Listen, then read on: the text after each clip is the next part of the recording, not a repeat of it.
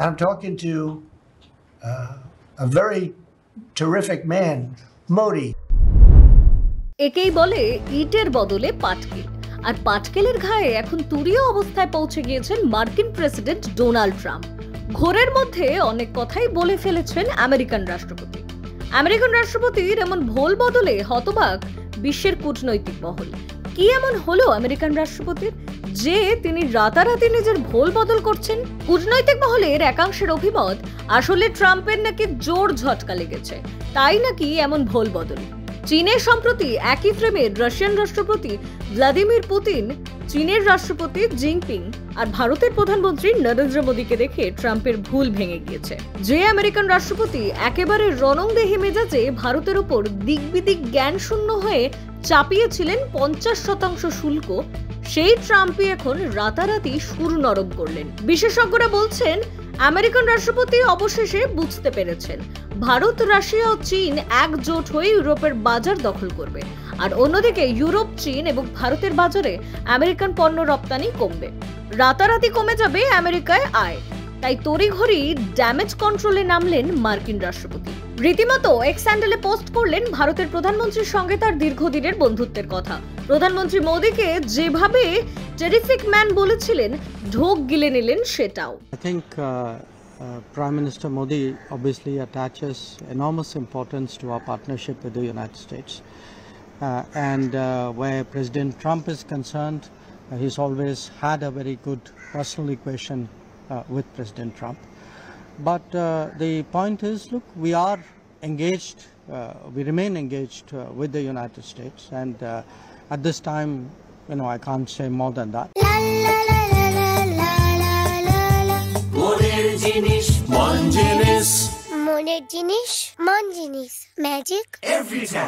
এদিকে এক্স হ্যান্ডেলে যখন ডোনাল্ড ট্রাম্প ভারতের প্রধানমন্ত্রীর সঙ্গে সখ্যতার কথা লিখছেন, বন্ধুত্বের কথা মনে করিয়ে দিচ্ছেন, তখন পাল্টা হিসাবে ভারতের প্রধানমন্ত্রী প্রেসিডেন্ট ট্রাম্পের সেই পোস্টকে আবার রিপোস্ট করলেন, বললেন ট্রাম্প সত্যটা বুঝতে পেরেছেন।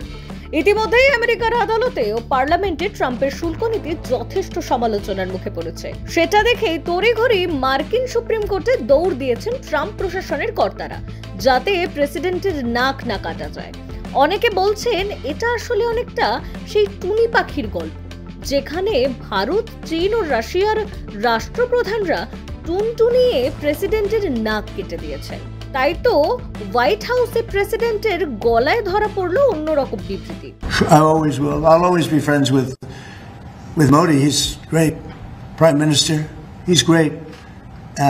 I'll always be friends, but I just don't like what he's doing at this particular moment. But India and the United States have a special relationship. There's nothing to worry about. We just have moments on occasion.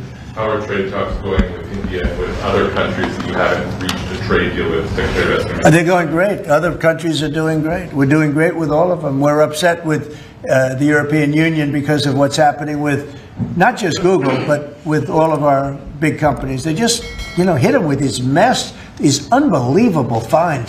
$17 billion and $14 billion.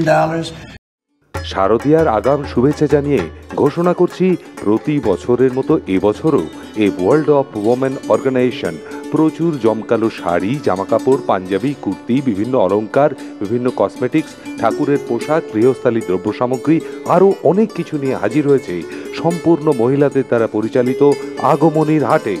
এই মেলা চলবে লেকটাউন নবযুবক সংঘের প্রাঙ্গণে।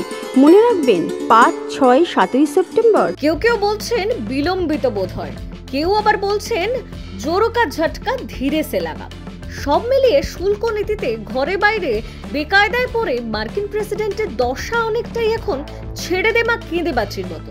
উল্টো দিকে ভারতের অবস্থা এখন অনেকটাই দেখ কেমন লাগে গোছে। Bureau report, news pole Bangla.